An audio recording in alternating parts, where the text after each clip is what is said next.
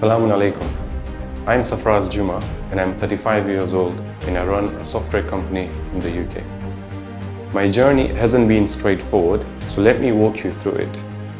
At the age of 18, I was faced at the crossroads. I had the opportunity to go and study abroad, but like every other student, we had to make a very difficult decision about what career path to choose. Deep down in myself, I always wanted to do something in software and have my own business and become an entrepreneur. However, when taking advice from various people, various career high-end professionals, I was told that pick a career that is going to be safe and something that will give you or lend you a good job in the United Kingdom. So I had to put away my passion aside, which was software, and I ended up applying for pharmacy and optometry in the UK at various universities.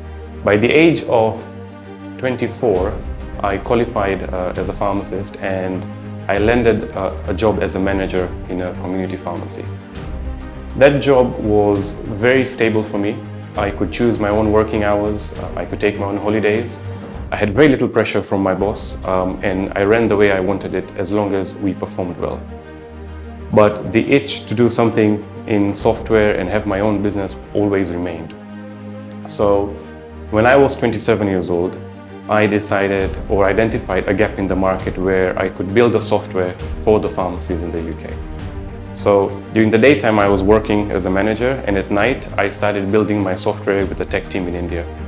6 months down the line, when it was 2015, I was about 28 years old, I decided to take a very difficult decision to resign from my job.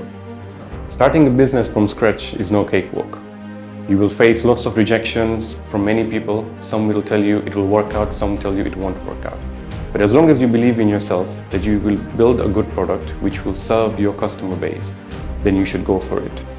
And one thing I did with this was that every rejection that I got throughout the way, on the same day, I went back and learned from it. So what else can I do differently that can change the product? So every feedback was taken, changed and converted into something positive in my business, in my software.